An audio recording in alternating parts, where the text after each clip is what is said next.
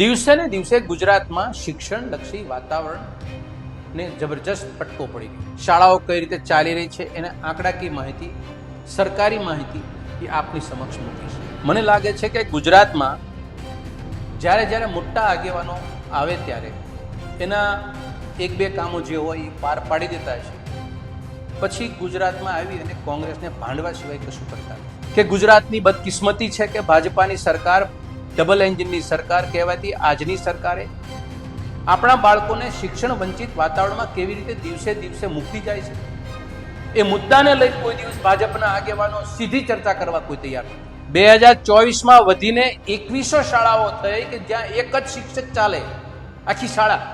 જીતો, ચૂંટણીઓ જીતો, સત્તા મેળવો અને તામઝામ કરો, કાર્યક્રમો કરો, કોંગ્રેસને ભાંડો, ફરજ પૂરી. બાળકો, શિક્ષણ, ગામની પરિસ્થિતિ એ ગઈ ભાડમાં. 18 લાખ વિદ્યાર્થીઓ છત વગર ભણે છે ગુજરાતમાં. 6000 ને તાળા મારી દીધા.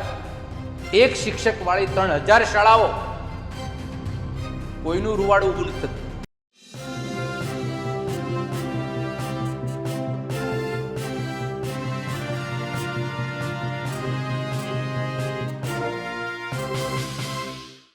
હાલમાં જ કેન્દ્રીય ગૃહમંત્રી અમિત શાહ ગુજરાતમાં હતા. તેમણે રાહુલ ગાંધી અને કોંગ્રેસ પર ટિપ્પણી કરી હતી. તેમણે કહ્યું હતું કે રાહુલ ગાંધી હાલમાં ગુજરાતમાં આવ્યા હતા, તેમણે કાર્યકર્તાઓ સાથે મીટિંગ કરી હતી, પણ 7 જન્મે ગુજરાતમાં કોંગ્રેસ કે રાહુલ ગાંધીનો મેળ નહીં પડે. હવે આ જ મુદ્દે કોંગ્રેસના આ નેતા આક્રમક થયા છે. તેમણે ભાજપ અને અમિત શાહ પર પ્રહાર કર્યા છે. તેમણે કહ્યું કે ગુજરાતમાં હાલમાં જ નીતિ આયોગના આંકડા જાહેર થયા હતા, જેમાં ગુજરાતમાં લગભગ 3000 જેવી એવી સરકારી શાળાઓ છે જ્યાં એક જ શિક્ષક છે, જ્યારે 60 થી વધુ એવી શાળાઓ છે જ્યાં શિક્ષકો તો છે પણ વિદ્યાર્થીઓ શૂન્ય છે. ત્યારે તેમણે અમિત શાહ પર પ્રહાર કર્યા. તેમણે કહ્યું કે રાહુલ ગાંધી અને કોંગ્રેસની ચિંતા કર્યા વગર તમે તમારી પાર્ટીની અને ગુજરાતની શિક્ષણ વ્યવસ્થાની ચિંતા કરો. ભાજપને લોકો પર ટિપ્પણી કરવામાં એક વિકૃત આનંદ મળે છે, જેવી વાતો તેમણે કરી હતી. નમસ્કાર, હું છું ચંદ્રિકા પુત્રી નિરાલી મહેરિયા. તો આવો સાંભળીએ કોંગ્રેસ નેતા મનહર પટેલે ભાજપ અને અમિત શાહ પર શું પ્રહાર કર્યા. નમસ્તે. વાત શિક્ષણ ઉપર કરવી છે. ગુજરાતની સરકાર ભારતીય જનતા પાર્ટીની ડબલ એન્જિનની સરકાર ચાલે છે. છેલ્લા 5-7 વર્ષની અંદર એક નિર્ણય લીધો. ગામડાની પ્રાથમિક શાળાઓ જે ચાલતી હતી એવી 6000 પ્રાથમિક શાળાને અલીગઢી તાળા મારી દીધા, બંધ કરી દીધી. બંધ કરવાનો સીધો સંદેશો એ થયો કે એ વિસ્તારને શિક્ષણ વંચિત કરી દીધું. એ વિસ્તારના કોઈ બાળકોને શિક્ષણ આપવું હોય, અપાવડાવવું હોય એના બાળકોને, તો એને ખાનગી શાળાના દરવાજે જવાનું, ઉચિત ફી ભરવાની અને શિક્ષણ મેળવવાનું. દિવસે ને દિવસે ગુજરાતમાં શિક્ષણલક્ષી વાતાવરણને જબરજસ્ત ફટકો પડી રહ્યો છે. આવા સમયે 2022 થી લઈને 26 સુધીના 2 રિપોર્ટ, ફાઇનાન્શિયલ એકાઉન્ટેબિલિટી નેટવર્ક ઇન્ડિયાનો રિપોર્ટ છે 2022નો, અને 2 દિવસ પહેલા એટલે કે 2026માં, હમણાં મે મહિનામાં ભારત સરકારની નીતિ આયોગે એક રિપોર્ટ બહાર પાડ્યો. આ બંને રિપોર્ટને હું સંકલન કરીને થોડા આંકડા આપની સમક્ષ મૂકવા માંગુ છું કે રાજ્યની શાળાની સ્થિતિ, રાજ્યની શાળાના ઓરડાઓ, શિક્ષકો, શાળાઓ કઈ રીતે ચાલી રહી છે એના આંકડાકીય માહિતી, સરકારી માહિતી એ આપની સમક્ષ મૂકીશ. પણ એ પહેલા એક રાજકીય પરિપ્રેક્ષમાં વાત મૂકી દઉં. ગઈકાલે ગુજરાતમાં કેન્દ્રના ગૃહમંત્રી એક કાર્યક્રમની અંદર સંબોધતા હતા. એમાં એને કોંગ્રેસને આડે હાથે લીધી, રાહુલ ગાંધીની મજાક મસ્કરી પણ કરી અને એવી વાત કરી દીધી કે 7 જન્મ સુધી પણ એમનો કંઈ મેળ પડે એમ નથી. મને લાગે છે કે ગુજરાતમાં જ્યારે જ્યારે મોટા આગેવાનો આવે ત્યારે એના એક બે કામો જે હોય એ પાર પાડી દેતા છે. પછી ગુજરાતમાં આવી અને કોંગ્રેસને ભાંડવા સિવાય કશું કરતા નથી. આ સારી બાબત નથી ગુજરાતીઓ માટે. ગુજરાતી કેટલો નિરાળો હોય, એ જીતનો આનંદ એ દુશ્મનને પણ રૂડો લાગે એવા શબ્દ બોલે.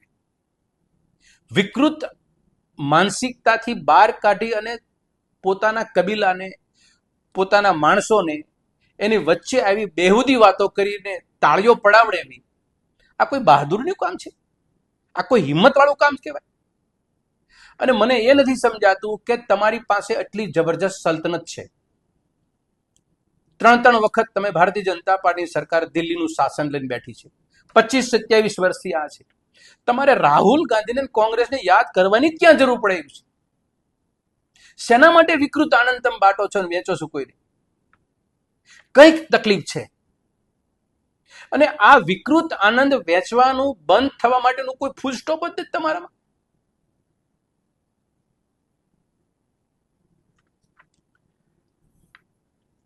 એ પણ મને દિવસો યાદ આવે કે 13 વર્ષમાં આટલો ઘમંડ ભારતીય જનતા પાર્ટીના પરિવારમાં ચડી ગયો, ત્યારે થોડુંક તો આગળ જતા રહ્યો કે આ દેશની જનતાએ 60 વર્ષ સુધી તમને સત્તામાં એક પણ જગ્યાએ દાખલ થવા નથી દીધા, તો 13 વર્ષની અંદર એટલો ઘમંડ આવી ગયો. એ 60 વર્ષનો લાંબો કાળ, એના પણ દેશ પાસે કારણો વ્યાજબી છે.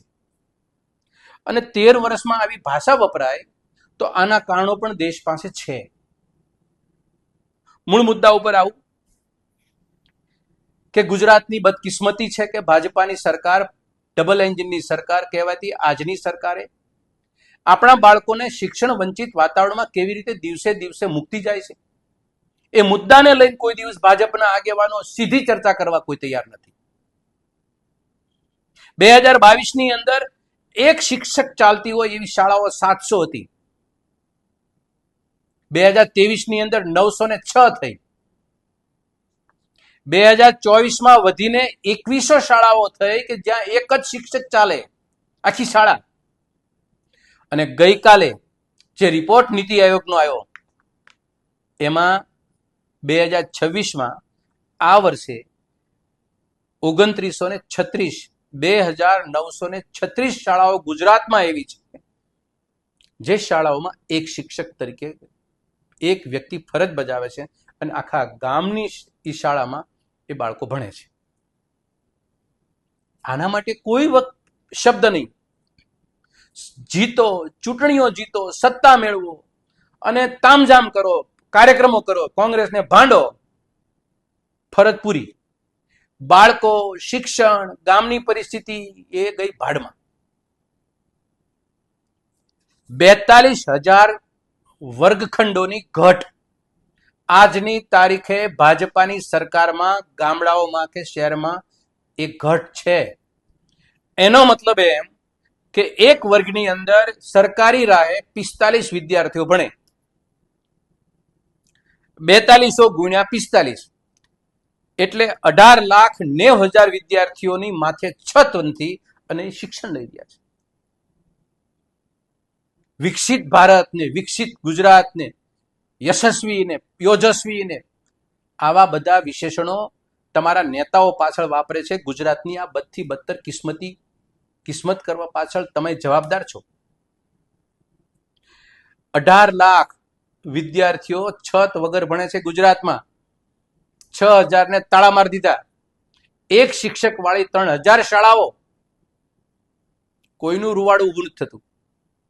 કોંગ્રેસને ગાળો ફાડવી હોય તો જ્યાં ત્યાંથી ઉછીના પાછીના શબ્દો મેળવીને તે તાળીઓ બટોરવાનું કામ આ નેતાઓ ભાજપના કરે છે.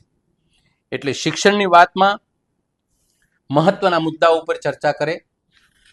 ગુજરાત શિક્ષણ વંચિત બનતું જાય છે એના માટે ચર્ચા કરે. Smart meter, smart village, smart city, બધું સ્માર્ટ બનાવી નાખ્યું. અરે ખુદના કપડાથી માંડીને ખુદની પર્સનાલિટી પણ સ્માર્ટ બની ગઈ. ભાજપાના કાર્યક્રમો અને ભાજપાના કાર્યાલયો સ્માર્ટ બની ગયા. પણ ભાજપાની સરકારમાં ગામડાની પ્રાથમિક શાળા પણ સ્માર્ટ નથી બની શકી. અને એ સ્માર્ટ હતી એ શિક્ષણ, એ વ્યવસ્થા, એ શાળા એ છીનવી લીધી. આ તમારી સ્માર્ટ સરકારનો ફલશ્રુતિનો પ્રોગ્રામ. શાળાને તાળા મારવા, ઓરડાની ઘટ, શિક્ષકોની ઘટ, શિક્ષણનું અતિશય ખાનગીકરણ, પેપર લીક થવાના કિસ્સા, શાળાઓ છોડી જનારા વિદ્યાર્થીઓની સંખ્યા દિવસે દિવસે વધવા લાગી. અને મોંઘી ફી ભરવા માટે વાલીને એના બાળકોને ખાનગી પ્રાથમિક શાળા કે સરકારી શાળામાં મોકલી દેવા, શિક્ષણની સેવા એની ફરજમાંથી ઊંચા હાથ કરી દેવા, આ ભારતીય જનતા પાર્ટીની માનસિકતા અને આ ભારતીય સરકારની કાર્યપદ્ધતિ, રવૈયો. ફરીને એટલા માટે કહું છું, કોંગ્રેસને ગાળ દેવાથી કે કોંગ્રેસના નેતાઓને ભાંડવાથી ગુજરાત કે દેશનું કોઈ ભલું થતું હોય તો રોજ સવારમાં તમારા કાર્યક્રમો સાંજ સવાર કરો અને એ દરમિયાન કોંગ્રેસને ભાંડો. જો ગુજરાતની જનતાનું ભલું થઈ જતું હોય તો બહાર નીકળો અને પરિસ્થિતિ ઉપર નજર કરો. જે ગુજરાતની જનતા માગે છે કે દેશની જનતા માગે છે, બાળકો માગે છે, એ પરિસ્થિતિની પીડા, એનું નિવારણ, એનો ઉકેલ, એ સમસ્યામાંથી બહાર કાઢો એને. ધન્યવાદ. તો જેમ તમે મનહર પટેલની વાત સાંભળી, તમે આ વિશે શું વિચારો છો અમને કમેન્ટ કરીને જણાવજો. અત્યાર માટે બસ આટલું જ. ધન્યવાદ.